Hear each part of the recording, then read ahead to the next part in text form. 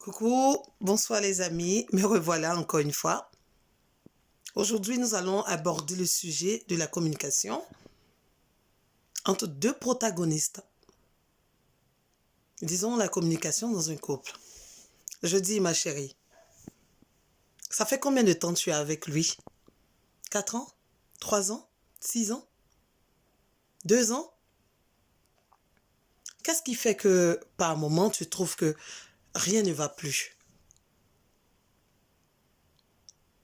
Est-ce que tu te poses les bonnes questions?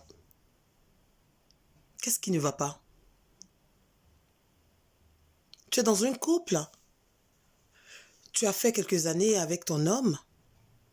Et à chaque fois, soit il quitte au travail, ou tu quittes au travail, tu arrives, chacun dans son canapé. L'autre à gauche, l'autre à droite. Tu veux sortir avec tes amis? Chérie, j'arrive, hein. Je pars. Quand tu reviens, tu lui dis pas où tu étais. Tu viens, tu te couches. Dès qu'il veut te poser la question pour savoir où est-ce que tu étais, tu es tout énervé. Pourquoi est-ce qu'il te pose la question? Mais, ma chérie, du moment où vous avez décidé de vous mettre ensemble, du moment où vous avez décidé d'habiter sous le même toit, tu lui dois des explications. Et toi aussi, monsieur, et vice-versa, tu lui dois aussi des explications. Mais si chacun de son côté prend la grosse tête ou ne veut pas parler à l'autre, cela va faire qu'il aura déjà, de prime abord, un quiproquo. Un problème déjà s'installe déjà à un premier niveau. Elle porte sa robe, ou elle porte son pantalon, ou elle porte son shorty. Tu n'es pas capable de lui dire, bébé, t'es bien habillé.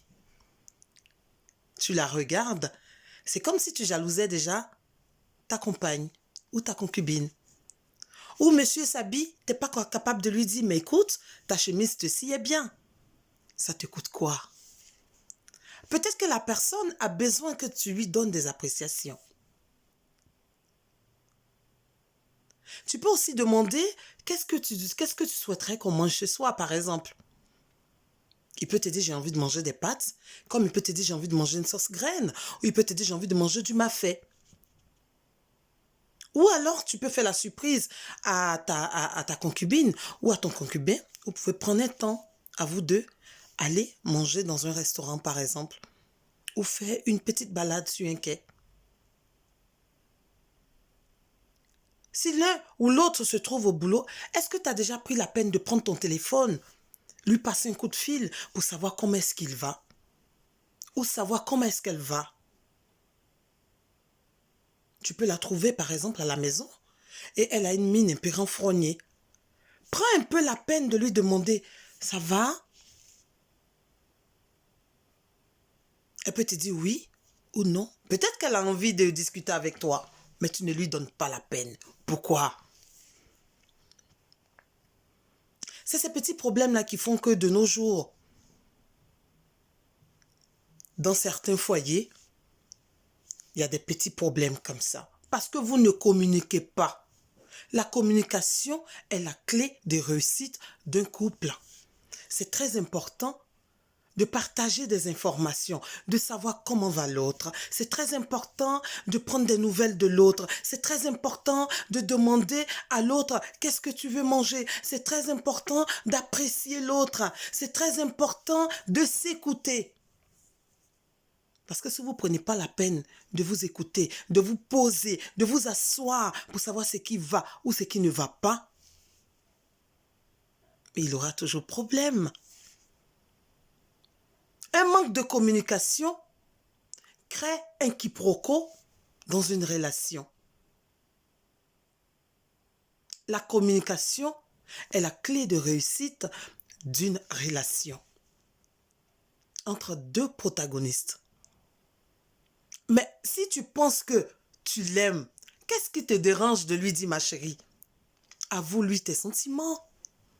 Dis-lui aujourd'hui, la chemise que tu as mis, franchement, ta chemise, tu étais bien mise dans ta chemise. Ou ton pantalon que tu as mis, franchement, je t'ai aimé avec ton pantalon Cathy. Par exemple, des appréciations, ça donne du bonus dans un couple. Des petits cadeaux de temps à autre, ça donne du punch dans un couple. Oui, je m'adresse à vous qui m'écoutez. Ça te coûte quoi de faire de l'effort pour ton homme, de lui faire une petite surprise de temps à autre? Ou de savoir qu'est-ce qu'il aime, qu'est-ce qu'il peut bien aimer. La personne avec qui tu as soit des amis. Tu peux prendre par exemple des renseignements auprès de ses amis d'enfance pour savoir par exemple qu'est-ce que la personne aime ou qu'est-ce que la personne n'aime pas. Ou tu as fait tes 3 à 4 ans avec la personne, tu dois pouvoir quand même cerner cette personne et savoir ce que la personne aime ou n'aime pas. L'orgueil n'a point sa place dans un couple. Vous devez mutuel respect. Vous devez communiquer. Sans la communication, votre couple ne peut pas avancer. Tu vas te retrouver là en train de faire des années dans le couple et ça ne décolle pas. Pourquoi? Pose-toi des bonnes questions.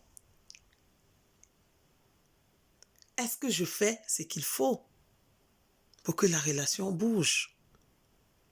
Mais dès l'instant tu prendras ou tu auras commencé à caqueter sur ton protagoniste, sur ton concubin, à une tierce personne, cela créera déjà un problème.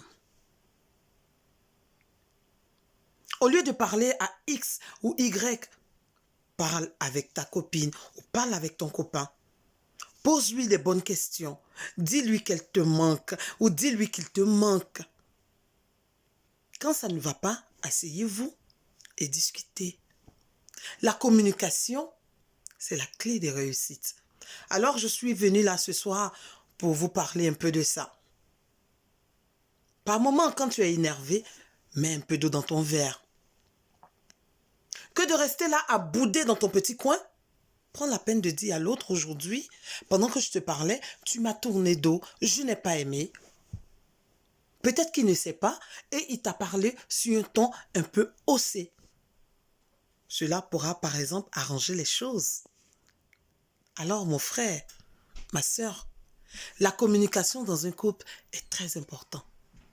Donc c'était mon petit clin d'œil de ce soir. Je vous fais un bisou caramel et puis à très très bientôt. Au revoir.